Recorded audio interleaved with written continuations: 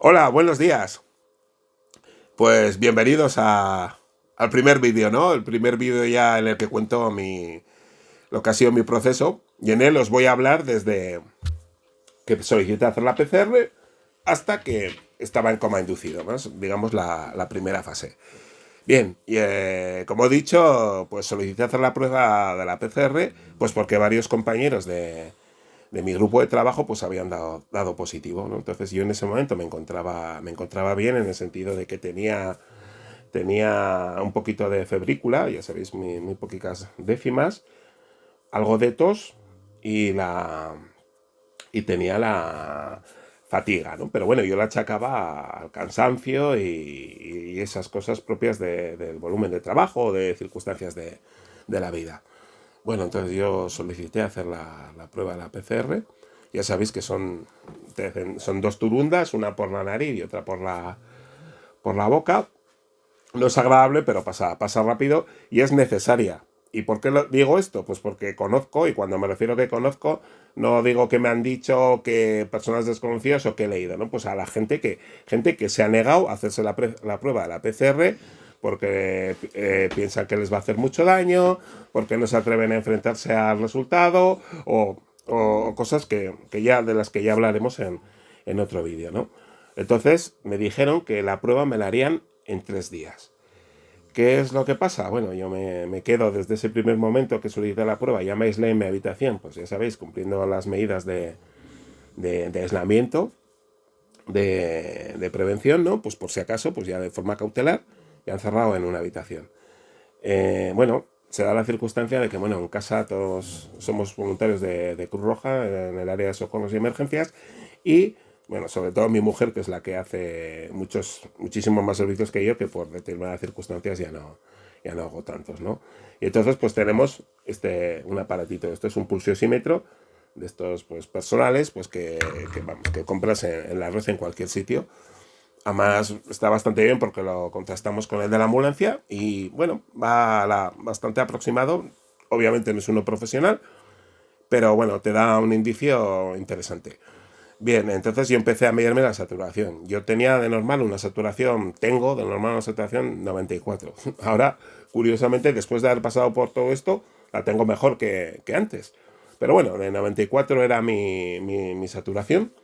Y empecé a medirme. Bueno, al día siguiente, ¿qué es lo que ocurre? O sea, porque yo pedí la prueba el día 13 de abril, el día 14, pues la saturación con este aparatito pues me había bajado a 92. Y llamamos al teléfono de información del COVID, el teléfono ese habilitado. Ahí nos comentan que me dan unos ejercicios para hacer unas pautas para hacer en la cama y tal. Y la verdad que mejoró mi saturación. Y lo que pasa es que ahí ya vieron quién era y ya vieron que el médico de cabecera me había calificado de paciente de riesgo. ¿Por qué me había calificado de paciente de riesgo? Pues porque tenía asma, tenía diabetes tipo 2, tenía apnea del sueño y obesidad mórbida. ¿Qué quiere decir esto? Que tenía 4 cartas como 4 soles, vamos, tenía una mano excelente. No obstante, tengo que decir que no conozco gente, pues como ya se ha comentado personalmente, pues que sin tener ninguno de estos hándicaps, pues ha pasado también por el coma inducido, pues como yo, ¿no? También gente que está en mi misma franja de edad, ¿no? Yo tengo 53 años y bueno, pasaron por todo y además sin tener nada. O sea que no hay una garantía, ¿no? Obviamente es mejor no tener hándicaps, eso desde luego, porque estas 4 cosas no ayudan, ¿no? Bien, pero estoy aquí, ¿eh? Como veis, estoy aquí pese a las 4 cosas. Bien, entonces, ¿qué es lo que sucedió? Que al día siguiente, pues la saturación me había bajado a 91 con el aparatito este que os he enseñado. Bien, entonces llamamos a 112, llamó mi mujer y, bueno, estos vieron mi historial, todos estos, y me mandaron la ambulancia. Vino la ambulancia a recogerme. Esto es el 15 de abril. Vino la ambulancia a recogerme, mi mujer bajó conmigo, pero ella iba a ir a urgencias por su cuenta en un coche y mis hijas se quedaban en casa, ¿no? se quedaban en casa y me miraban desde la ventana, porque ya en ese tiempo estábamos con las medidas de confinamiento, ¿no? Entonces, qué es lo que sucede? Que, bueno, yo voy a la ambulancia en posición de sentado y veo a mi hija en la ventana, a mi mujer en la calle, mi hija pequeña estaba más arriba y lo comentó porque luego viene al caso, ¿no?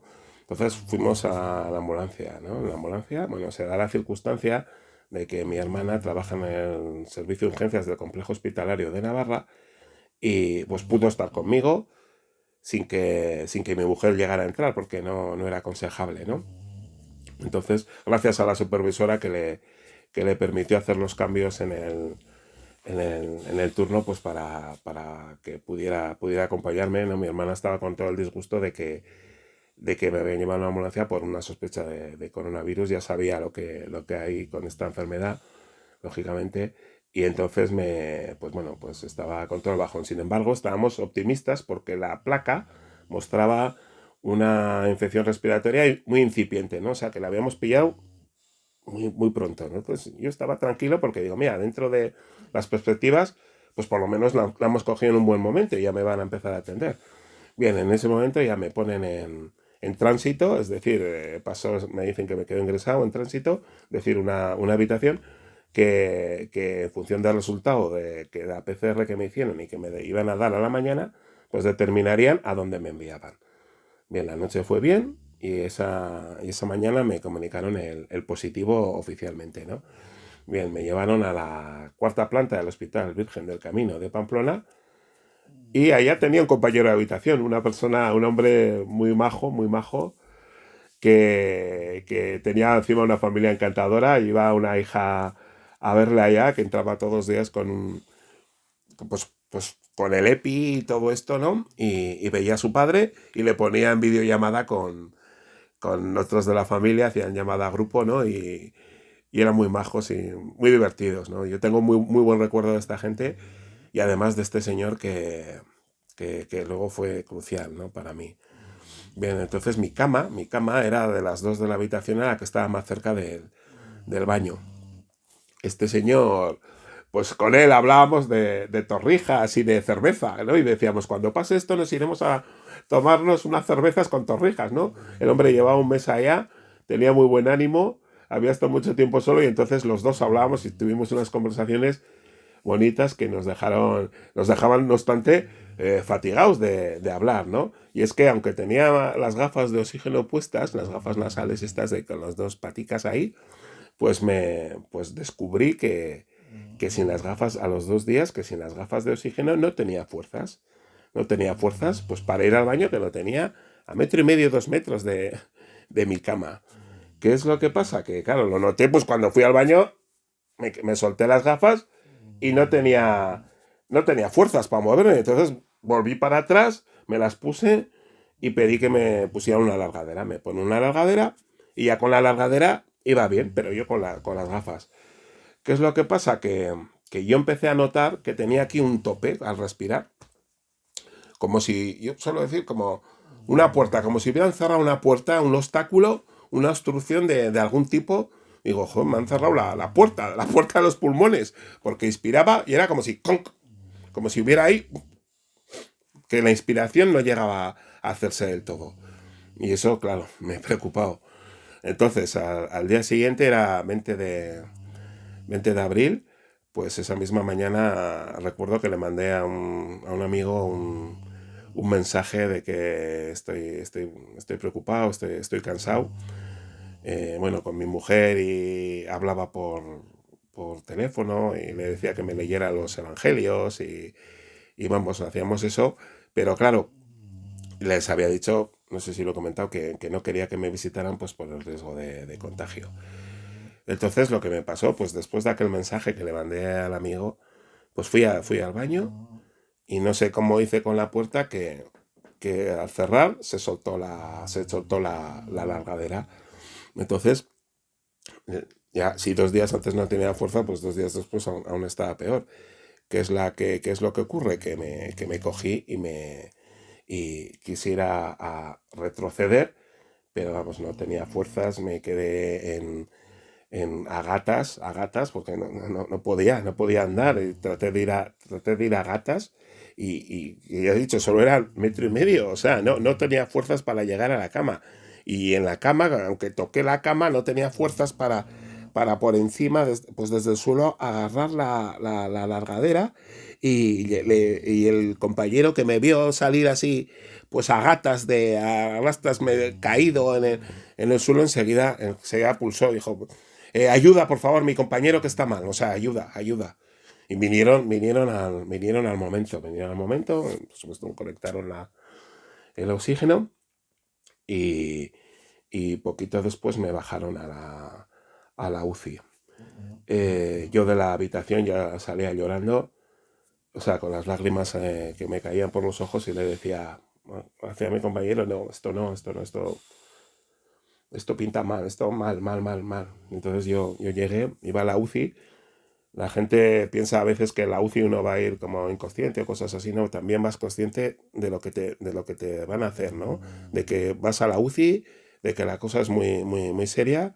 Bueno, yo estaba ahí colaborando, pues había un montón de gente cuando bajamos a la UCI, todos preparados para trabajar conmigo y colaborar en lo que es el paso de la cama a la camilla, y pues ahí tendido boca arriba, pues aquí estaba el doctor en la cabeza que me hablaba y dirigía, supongo, todo, y me empezó a explicar bueno, había firmado consentimiento para que hicieran lo que tuvieran que hacer conmigo, y me cogieron y bueno, conforme me empezó a hablar, pues me quedé dormido, ¿no? Dormido, ¿qué es lo que es? Porque entré en la UCI en situación de fallo respiratorio agudo. Voy a coger una chuleta que tengo por aquí con algunos términos. Me intubaron. Desde los primeros momentos, las primeras horas de estar ahí intubado, ya fue necesaria la ventilación mecánica. Al final es la ventilación pulmonar que te la hace una máquina. Hizo falta la pseudoanalgesia profunda, que es lo que te va a disminuir el objetivo es disminuir el nivel de conciencia, pues para que se pueda trabajar conmigo. Y pese a todo, aún respondía bien en la posición de prono. Ya sabéis que se tardó en un momento dado, ya descubrieron que con la posición pues mejoraba la situación, ¿no? Y estaba pues el prono y respondía al prono. Así pues, en 5 días pasé de estar relativamente bien en mi casa a estar en coma inducido. Ahí, en ese coma inducido, en ese proceso, pues además el amigo me lo cuenta, él estaba a su vez confinado, era positivo, y hablaba y estaba confinado en su domicilio. Y cuando me lo cuenta después, pues me cuenta, de repente, pues tu mensaje de que estabas preocupado, de que al poco que te bajan a la UCI y al poco que estabas en coma inducido, y en esa misma mañana les dicen a mi familia que solo cabía rezar. En esas primeras horas le dicen, por él solo cabe rezar, ¿no? Entonces, en 5 días, una descarga rápida me dejó pues ahí al borde de la muerte. Con esa situación, para la gente que me quiere, para mi familia, la gente que me quiere, pues empezaba un calvario. Y para mí también, porque estaba luchando por mi vida. Así que bueno, eso es lo que es la primera parte de mi caso. Y nada, deciros que bueno, que pese a todo, lo que he dicho en la presentación. Oye, tenemos cervecita, ¿no? Pues no. Adelante, con ánimo, con valor y fuerza para todos. Sigo en el próximo vídeo. Un abrazo.